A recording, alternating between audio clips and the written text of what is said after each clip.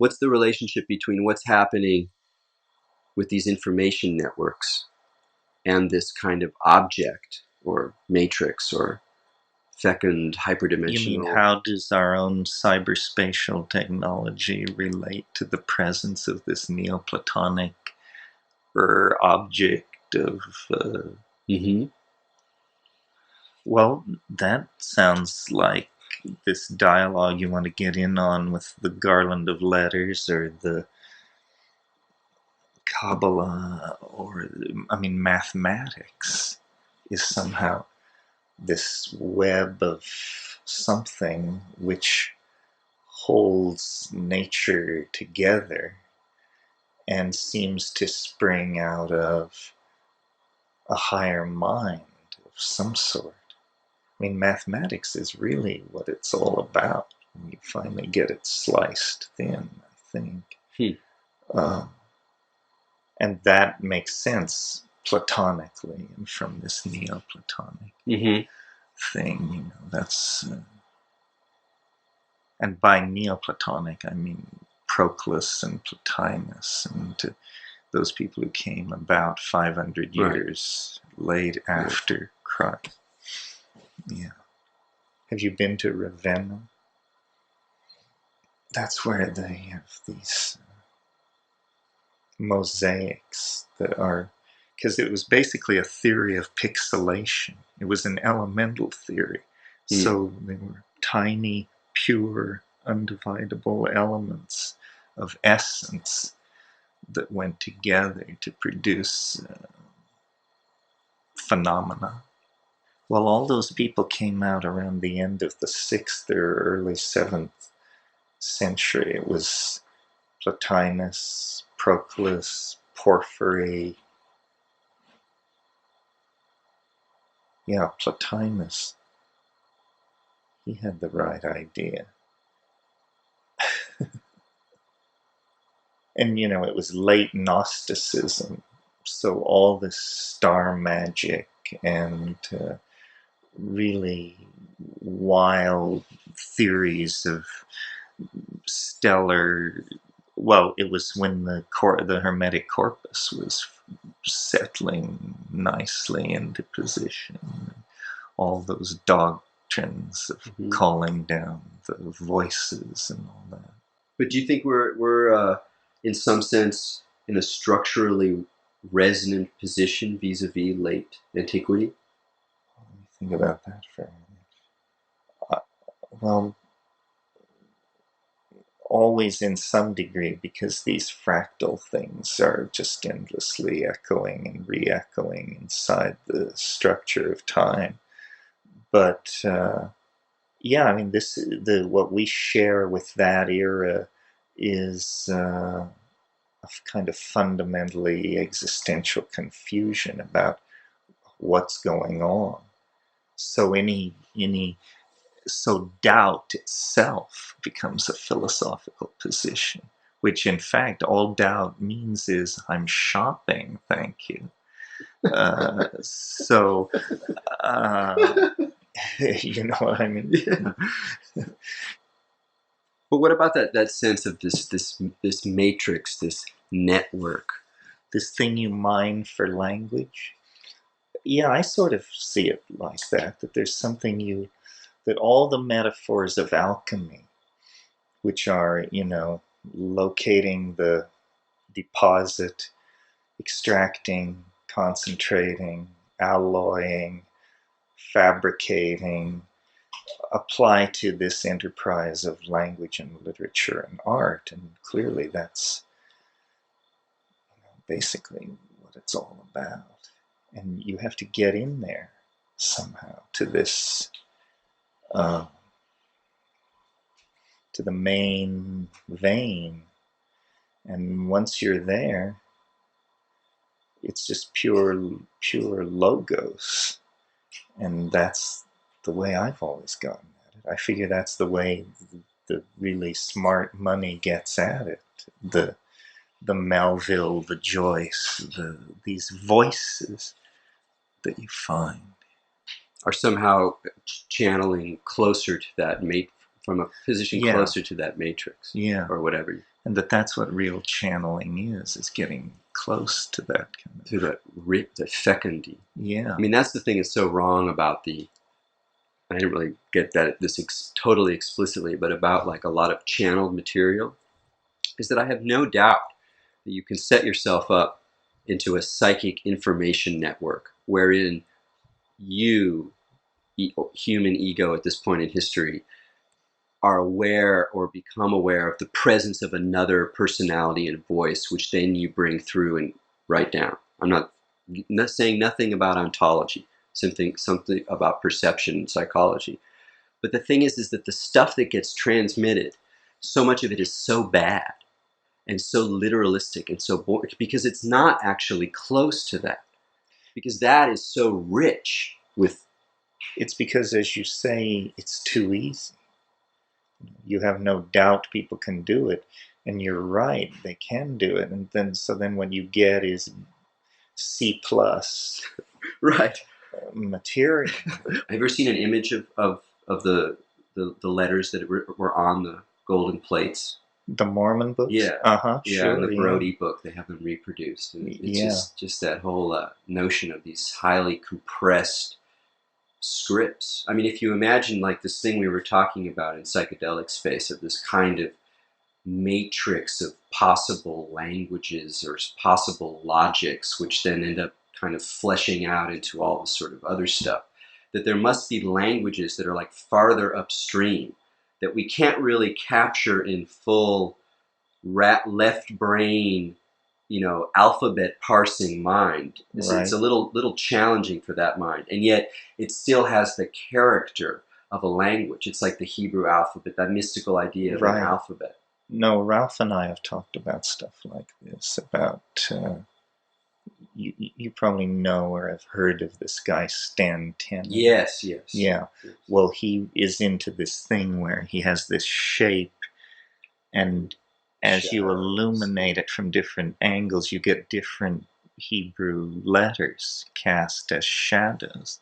So Ralph said, this implied then that there was this hyper object which cast all these shadows. And he said, given sufficient computing power, you could compute upstream, as you say, and toward higher dimensional objects that would eventually shed all Right. all shadows of all letters in all languages, and Oh, that there would actually be a kind of like omega object or something that was the source of all meaning. So this thing you and I were talking about last night or today about mining the veins of organized intellect or whatever relate to this concept of this like gnosis shedding hyper object that is somewhere up in the Imperium. I find that Kabbalistic stuff pretty evocative. That whole.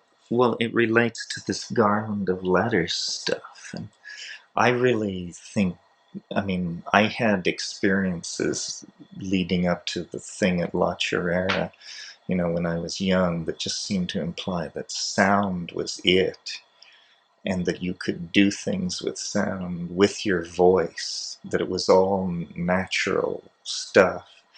But everything up to probably splitting the atom, if you knew how to do it. So do you subscribe kind of at least loosely to the idea that behind a lot of religious and mystical literature, at some level of depth, lies psychedelic experience, produced through ingesting of some kind of psychoactive substance? Well, I think so. And I think more so since I've had cancer, because I had no idea that such um, peculiar states of mind were naturally available to people and non lethal. In other words, that you could have fairly frequent brain seizures and experience very bizarre states of body mind dislocation and have it not kill you. So now I see that the spectrum of human experience is a lot broader Oh. than I previously imagined. Because then you imagine all of the chemical conditions under which people have, Over a million you know, years. not just drugs, but diet, temperament, genetics. And now this, all these various things. It turns out the mind is far more malleable than it is. It's easier to, well, what am I trying to say? I'm trying to say the mind can adjust to a great deal more than that which simply kills it. And so as people make their way through these states of mind induced by brain architecture, cancer, diet, drugs, genetics, whatever, there's a much broader human database than I realized. Well, other than the seizure itself that you kind of described to me, I mean, and I guess the drugs you're on now in terms of waking up with these completely bizarre things. What are some of the other like really unusual mind states that you found yourself in since this all began? Well, they're hard to describe. Like one kind is, I call it losing categories, where it will become an enormous effort to decide whether there should be one or two of something completely trivial. But this one or two thing indicates to me some kind of lexical break or some kind of peculiar, I mean, it's hard to Mm-hmm. English, but you see what I mean. Yeah, I love the idea that you woke up with the idea that you had found another number between. Oh, I discovered a whole number between 3 and 5 or something that had previously been overlooked. That was a funny idea, and but mostly it's some very hard to communicate idea about how concepts form these things called lexical objects that are like topologically closed, so they can't really be cross-related. So all understanding becomes a kind of an illusion of some sort. Wow, that's kind of intense. Yeah, it is a weird idea. Well, now that I have all these medical problems with brain and brain function, I have a much greater appreciation for the boundaries of eccentricity. I mean, now I understand it doesn't take drugs. There are a lot of people running around who are crazy as shithouse owls and are achieving it on the natch. And their testimony now has to be weighed as well. So this surprises me. I didn't realize that, um, a malfunctioning brain could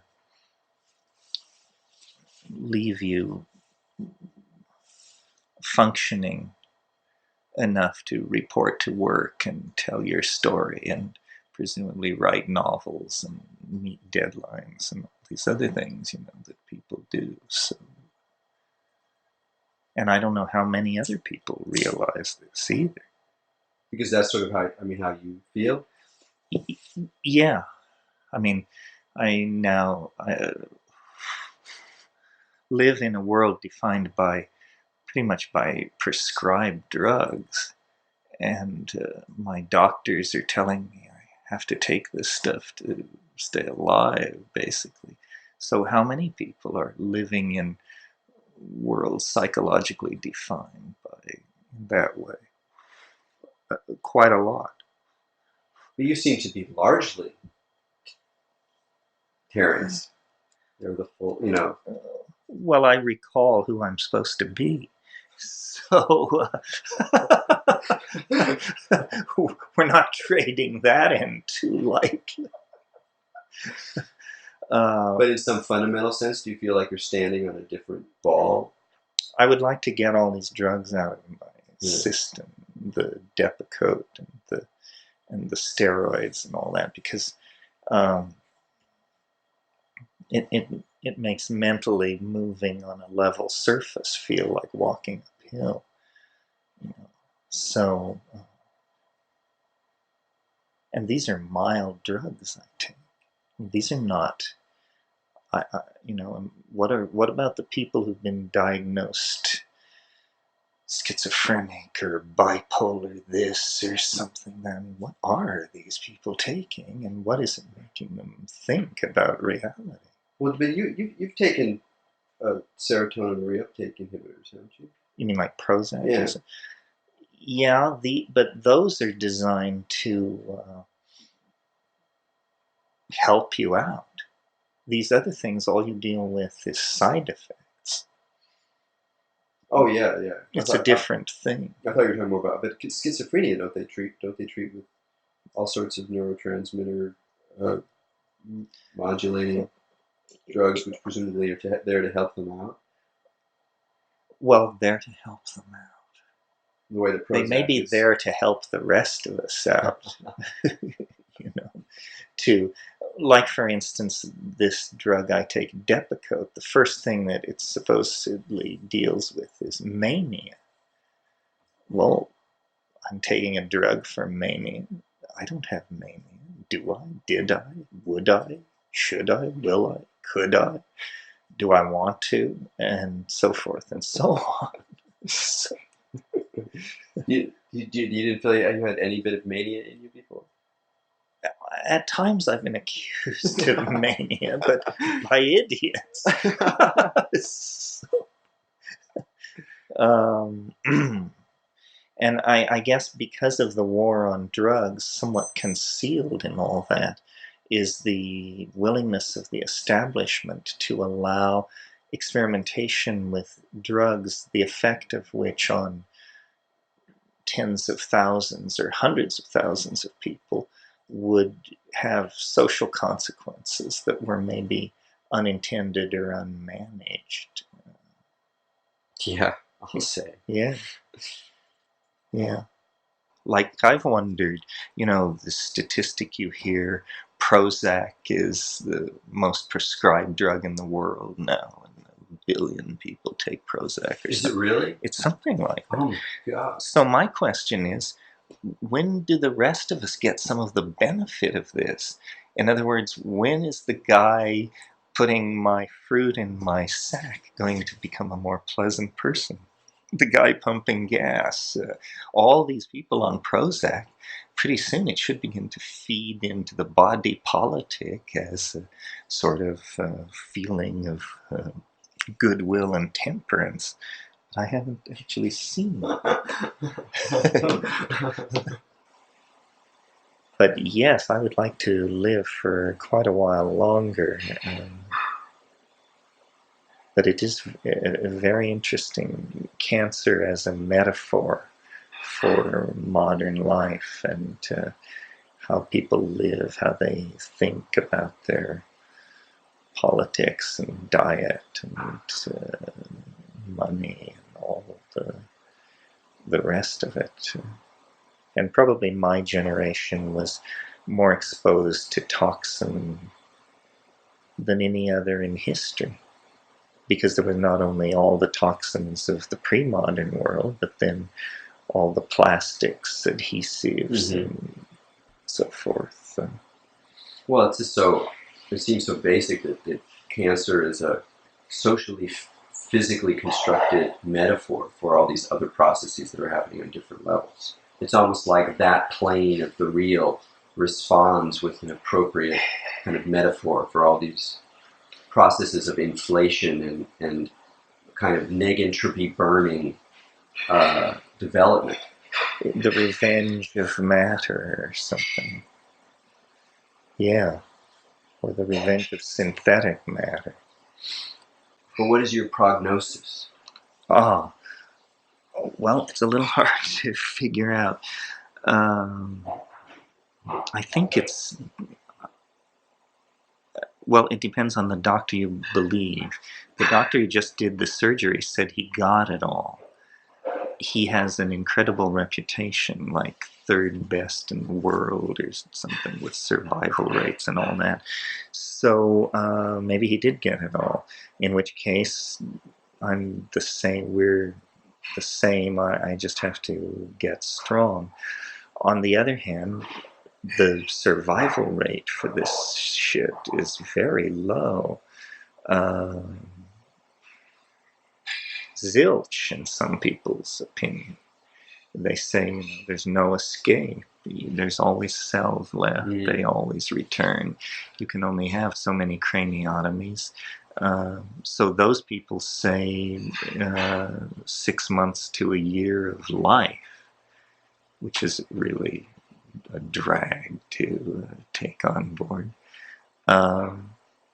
My own intuition is I'm not sure.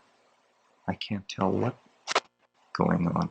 It certainly is a weird situation to have fall upon you, especially a person like myself who's never had, I've never been a sick person or concerned with any of this.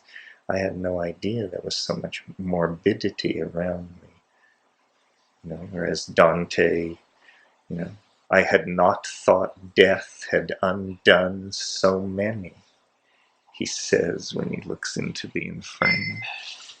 It's a sobering thought.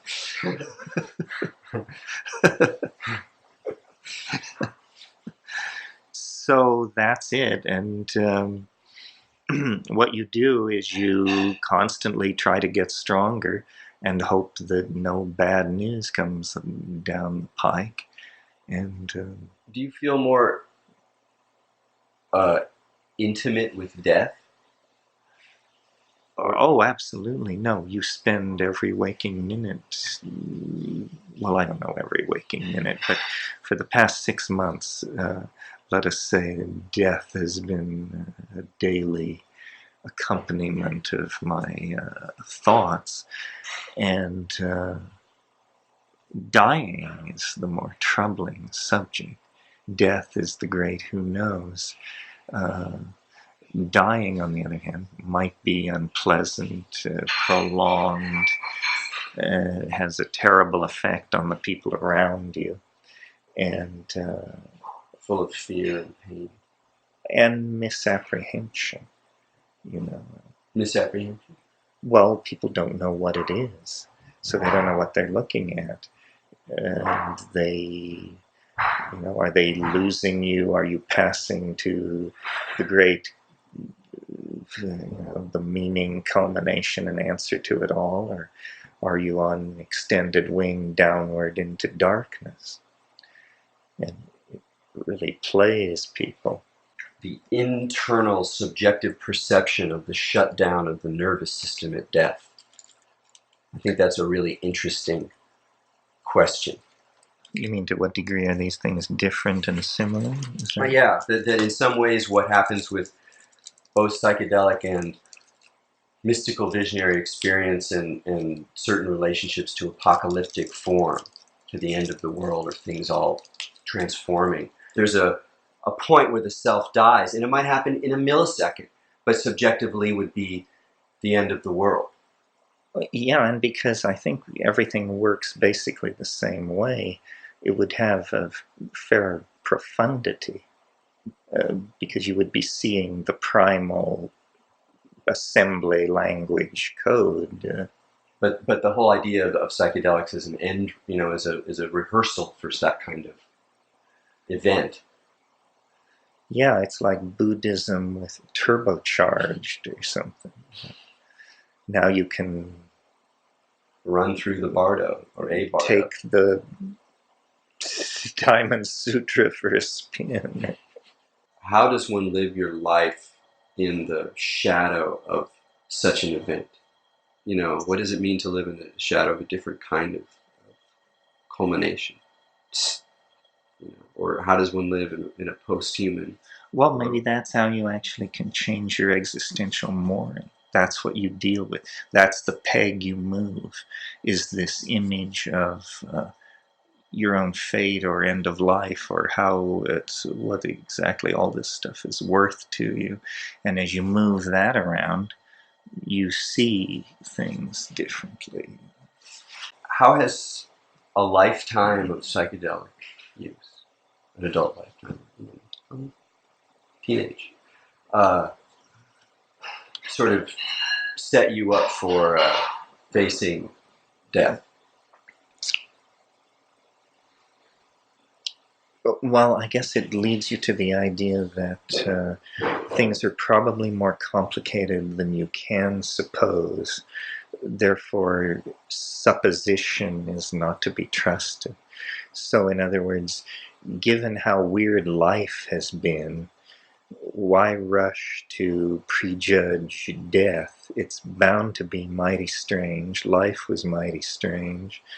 And I'm curious. I don't think anybody would be curious. I mean, it's an interesting situation to be told that you have a very limited amount of life, death, because it composes your mind for you wonderfully. And you start paying attention, asking the questions, and I have no insight into what it will be, but I suspect it isn't what anybody thinks it is.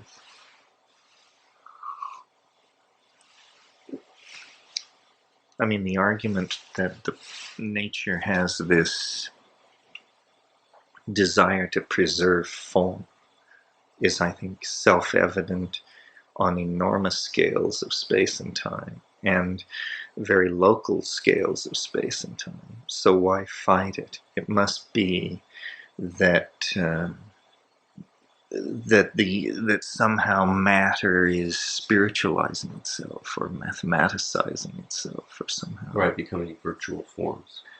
So, and what psychedelics show is that the world is full of surprises. I mean, I consider psychedelics a constant and verifiable miracle. The fact that that can happen to your mind. So it means all kinds of things are possible. Nothing is to be assumed or prejudged, given A, biology, B, psychedelics and culture. Probably that's a long enough list, but those two things alone secure the weirdness of being sufficiently. Yeah. We can call it quits. It's late too. You should get your rest, Terence. Yes, I should. We all should.